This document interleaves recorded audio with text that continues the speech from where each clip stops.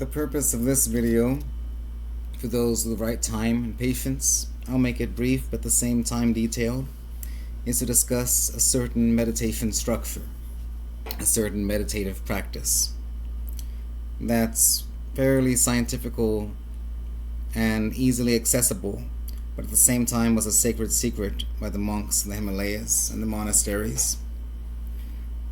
One thing they would do to help increase the connection to the universe and the connection to their light was using a practice called dark room meditation, what the Sanskrit term would translate to. The idea is fairly simple. By being in a pitch black room, anyone can do this. They can do it in their closet or a room and seal off all light. It can be at night. It's easier that way, or just seal off your windows. I would suggest use a blindfold and noise cancelling headphones, by the way. It's a form of sealing off the senses, sensory deprivation, very important. It helps access your inner light and inner mind more by sealing off noise. Make sure it's a safe and quiet environment. And you'll be in a pitch black room. And this will imitate the light and the scientific process of what happens during sleep, but you'll be awake with your eyes open. You want to keep your eyes open, by the way. Someone could say, well, why keep your eyes open if it's pitch black? That's the point. And you don't need a blindfold. That's if there's no other way to not get that little bit of light coming in. But if you can completely get all the lights sealed, completely, and it's completely pitch black, then you don't really need a blindfold. I'm just giving ways to help and or little hacks, so to speak, to imitate sensory deprivation. So the key here is sensory deprivation, really. Pitch black. But one thing is needed is noise cancelling headphones or earplugs, something like that, if there's a lot of noise. If you can find quietness completely, and awesome. Good. The scientific view here, and I always like to give a scientific view to my light insights, is that it releases melatonin and DMT, dimethyltryptamine. All mammals have this. All animals have this to a point, especially humans, dolphins, chimpanzees.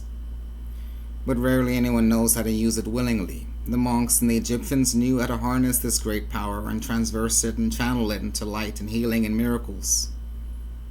St. John the Baptist did this, Moses did this, and any healer did this. By using their inner phosphorus, light, and a combination of celibacy and their inner DMT. What this does is help decalcify the pineal gland.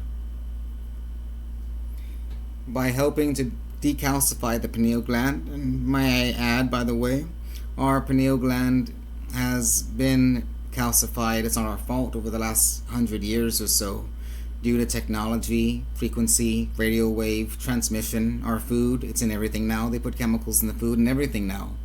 In any type of injection in general. And, all these chemicals add up. And it's probably the intent, honestly.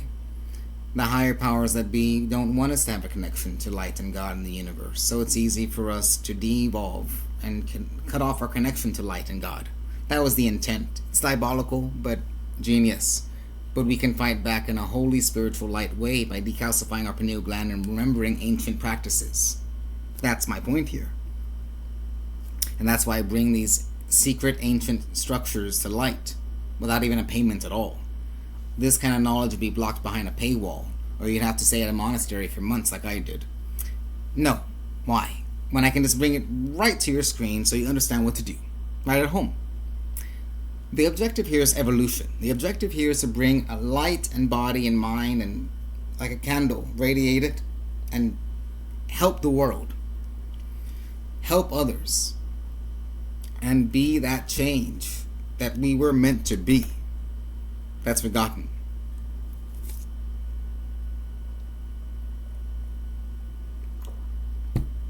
So you want to be in a pitch black room. Clear your mind and think of nothing but the concept of light. Just love and light. Just remember that concept. You can have any seated position. It can be a regular chair. You can sit on the floor on a pillow. Anything. Just keep your back straight. Very important. Breathe in through your nose, not your mouth. Your nose, breathe in and out. This first part is to clear out any stale or bad air. Without realizing, we don't breathe the way we used to. Babies breathe very good actually without realizing. It's good subconsciously. They breathe in using their whole stomach and chest. Naturally, babies have a lot of great light around them. It's one of the reasons we're so mesmerized by them. When we were born through our umbilical cord, through the beauty of our mom and the strength of our dad, light was passed on through the umbilical cord from God and the universe. A beautiful spiritual alchemy was placed within us at birth and stays there permanently, but we forget how to use it when we get older. So let's be like children in a way, using the innocence and light. And breathe out first. And then once you breathe out all your stale and bad air, then you can start. Breathe in through your nose. Swallow. Pushing the energy down. This activates your throat chakra. Just make sure the air is locked down here. Into your temple. Push out your stomach. Very important. And you want all your air and your light to go into your stomach, and you want to hold it for 10 seconds. So breathe in, swallow, push the light down, push out stomach, and hold for 10 seconds, or as comfortably as possible.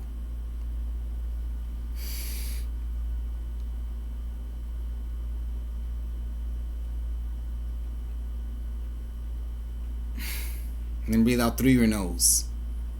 Then breathe in, same practice, swallow, hold. Hold for 10 seconds, then breathe out through your nose. The reason we do this and hold within the stomach and the Manipura region and the stomach chakra, because this ignites the flame that was once forgotten. This ignites the candle to get stronger, stronger, stronger, stronger. This is also called Tumo practice, or the bliss of inner fire, or inner fire. This helps the light connect directly to the spinal cord and the 33 vertebrae of the spine going up, and then we breathe out. It hits the pineal gland, the hippocampus, and the 12 cranial sutures. And this will be done in a dark room, and this is a dedicated practice, by the way. This will be done in the dark room for at least 30 minutes to an hour. Again, at least 30 minutes to an hour. You can set an alarm to go off after 30 minutes. And the monks would do this for days straight, weeks straight. Literally, just being in the dark for weeks straight. But I believe that we can do it this way at home, without leaving, just for 30 minutes a week, an hour a week. If you can, more. Awesome. More power to you. More light build up, more strength build up, more connection to God, more miracles, more healing. Combine it with celibacy, combine it with dedication, combine it with some type of training, then you will feel your aura and strength literally triple within just a few weeks. This will literally have an effect on your testosterone, your strength levels, your health levels, your aura, your magnitude, your magnification, your abundance, your manifestation, and your ability to help others and heal will double, triple, quadruple. It's a life hack and a science hack and a spiritual hack that has been forgotten. So stay in the dark. Breathe, hold in, breathe out through your nose. Do this for 30 minutes to an hour. You'll notice interesting, amazing science fact and spiritual fact. Now this is where it gets spiritual.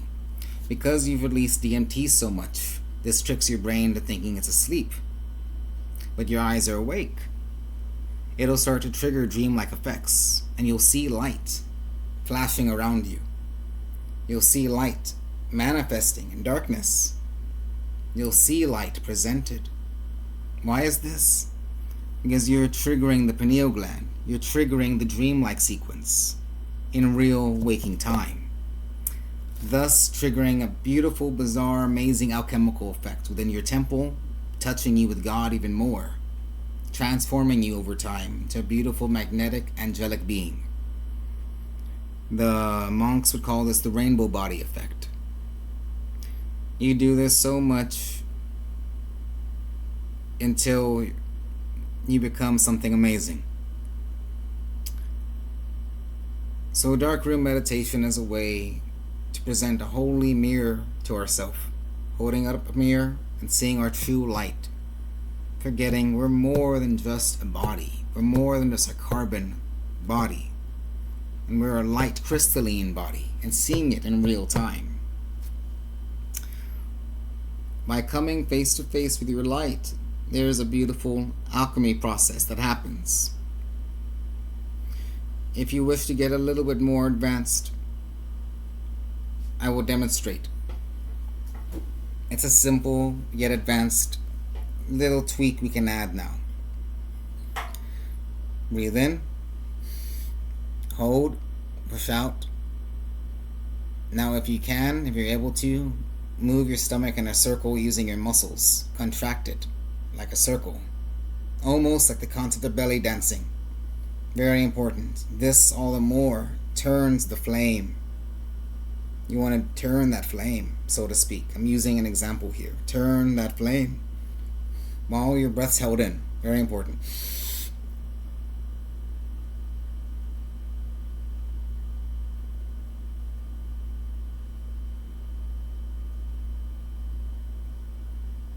Hold for 10, 15 seconds if you can, more if you can, and then breathe out. You want to do this even more. Again, breathe in, rotate, breathe out. Breathe in, hold, rotate, breathe out. You want to rotate that stomach, and you want to feel that air and light churning like a wheel, like a clock. You want to contract your stomach, move around, and this will activate along the spinal cord, activating the Kundalini scientifically going up. We hear about Kundalini all the time. We hear about light in the spinal cord, but we don't know how to activate it. We think it's just a cliche. We think it's just a name. No, this is how you activate it scientifically speaking. The light stays in the stomach. You contract the stomach. You rotate it. You hold it. Then you breathe out. And it activates the pineal gland and the 33 vertebrae of the spine. This is the scientific process here. This has been a short yet detailed demonstration, scientifically and spiritually, of darkroom meditation. Remember to stay focused on God, on light, and protection when you're doing this, and why you want to do this, to evolve into a beautiful, pristine luminosity point of view, and to help others. Stay away from anger, greed, gluttony, lust, sloth, envy, pride. And remember, your chakras are important, and this is how we activate them. I will demonstrate another ancient practice of sky gazing, methodical, in my next video. It's another ancient practice that does the same concept. We can combine it, and this one uses the concept of our eyes. They again present straight light and luminosity to us without metaphors. So all these practices the monks did literally present God and light literally in front of us. No metaphor, no drugs. Literally light and God is presented to us by these amazing Egyptian monk hacks that the monks knew, that the Egyptian knew, that the Native Americans knew, that the ancient people knew. And I took my time to do these practices and travel to these amazing places. I met amazing people all over Tibet, India, Arizona, monasteries, Himalayas, and it took me years of practice of being with tribal people to bring it home. And that's my whole purpose, to bring these ancient practices home so you don't have to leave amazing distances and give up everything. But remember, you are a part of God, and you are a part of this light, and you are part of this journey. It is very important that you remember you're something special, and there's ways to activate these hidden pathways, these neural complex within us. The chakras are literally discs along the spinal cord, going all the way up to the pineal gland, all the way down to our tailbone, our coccyx, to our pelvic region. like an amazing petal waiting to be blossomed. But many forget these ancient medicinal practices. So remember, you are a godlike being with God in you, and He wants to be awakened in you to help the world. You have two choices: evolve with light and awaken your inner God, or die, with all due respect, a life devoid of purpose and corrupted by sin and corrupted by the world that told you what to be when you were meant to be so much something more special. You're meant to be something amazing. You're meant to change the world, and you know this, but you have forgotten, and it's not your fault because the world has taken this away and told us that we are something that we think we're not anymore. It wants to rob your light. It wants to. But we can remember these ancient practices. So darkroom meditation is a key of how to release the chemicals and the toxins that have been built within us for years, and a way to store up our inner light. Remember this, and stay away from temptation. So much love, so much respect, so much blessings. Om.